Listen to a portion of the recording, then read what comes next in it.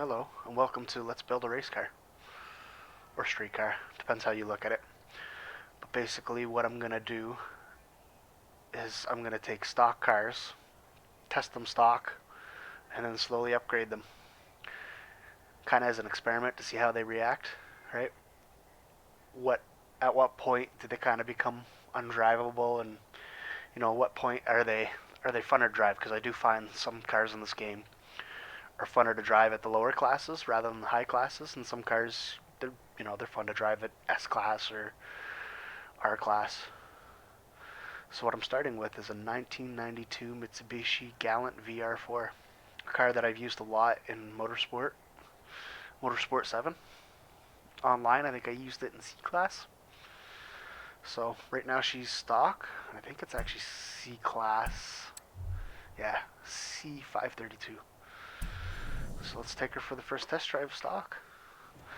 Now what I like to do is I like to do it at the Forza Horizon Festival because I think it's a nice layout for testing. You come down, go downhill, and then there's a way you can wind back up, which is a good way to test the car's torque and handling, acceleration. Now I'd say 75% of my time, and actually credits I've earned, playing Horizon has just been messing around like this, taking different cars and slowly upgrading them, seeing how they react. Now I'm also using a wheel. I have a G920 with the G series shifter, and I think that's too why I find some of the slower cars to be funner. It's more immersive, I guess, even though this isn't really a simulation game. It's arcade-ish, but still, how many games can you play where you can go do street pulls with your friends? Or highway pulls.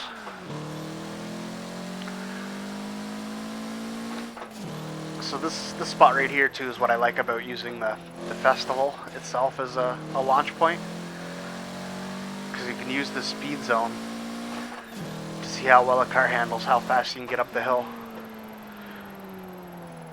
Averaging 50 miles per hour right now, which isn't bad.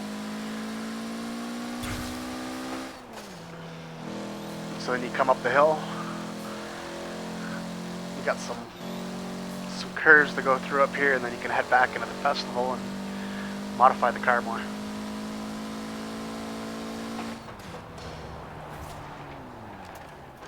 Now I have to say, for a stock car, it sounds pretty good. You can hear the turbo spooling. Now I'm pretty sure, don't count me on it, but I'm pretty sure this car uses the same or similar engine to the Mitsubishi Eclipse and Eagle Talon. Now it is all-wheel drive too.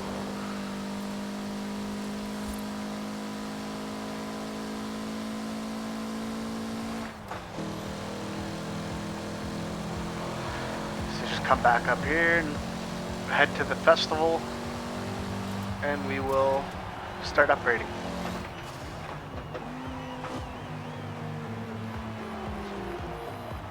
Alright. Come over, go to upgrades and tuning. Now what I usually like to start with is, always start with wheels. Now you can lose some weight with the wheels too, so that's why I find it's a good way to start.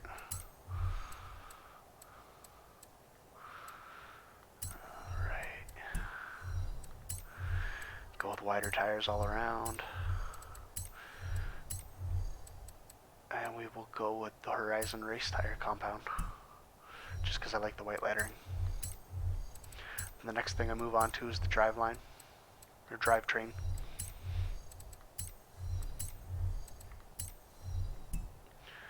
And then we'll go suspension. And then we'll stop there and test it out. I usually don't like to fire. I like to see how much changing the suspension and the weight with a good set of tires and rims will do to the car first. So lighting it up, 2478 pounds. Lost about 460-ish pounds, I think. This should get us up that hill pretty quick. see if I can get it to 60 mile per hour coming up that speed zone.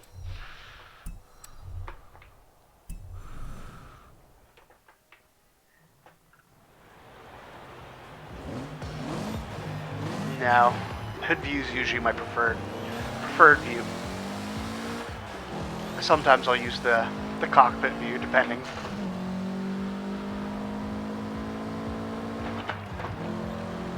Depending on how much I can see, but I still find that I see best with the hood view.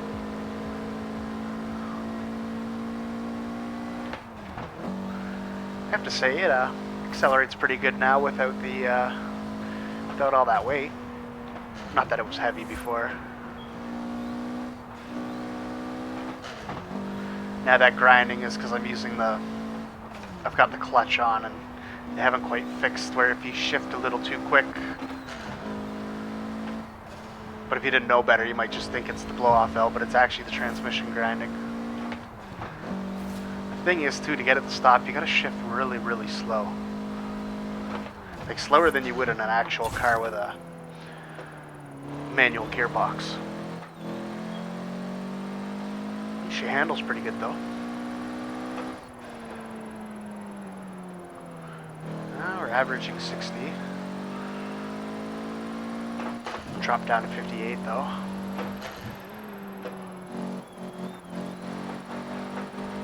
Pedal the throttle. Can I get it? Oh, I got her up to 60.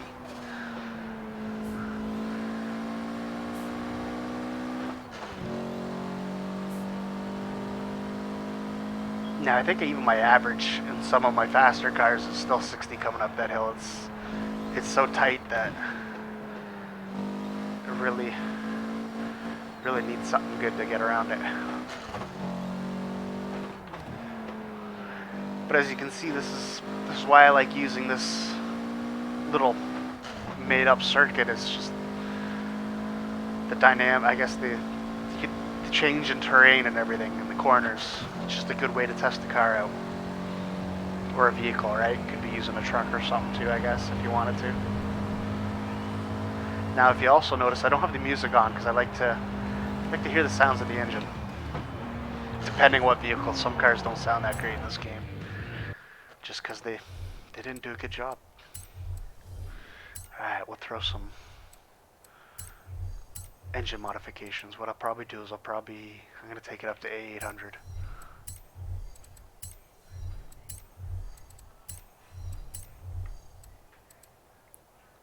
Yeah. And a flywheel. Oh, no, it went too far. Bring her down. There we go.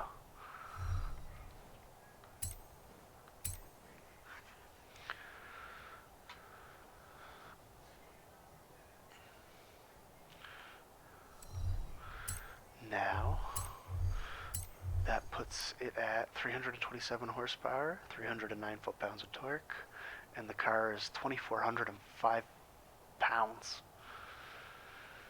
I think it's a 2-liter engine. Let's see if she flies.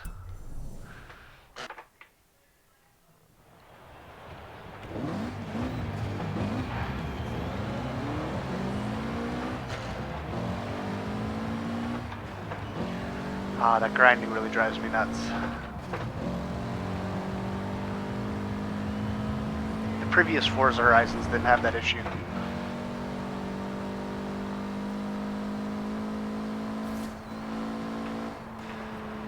She's moving pretty good.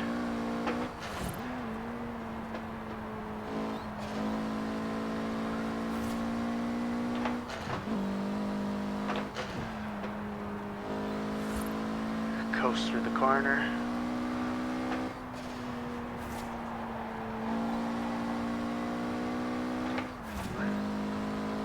Now let's see if I can get close to 65. Probably not.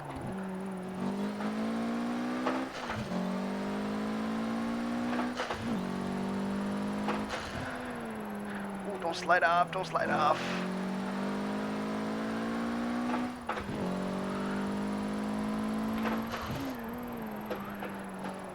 Pedal it, come on. Okay, it's 61.75, I guess it ain't bad. But considering we did 60 with the engine at stock, which I think was around 200-ish horsepower. Now it's 327.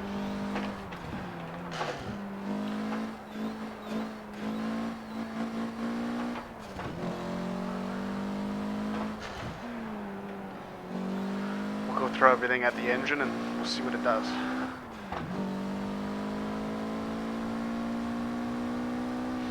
Coming back up into the festival grounds, grinding gears.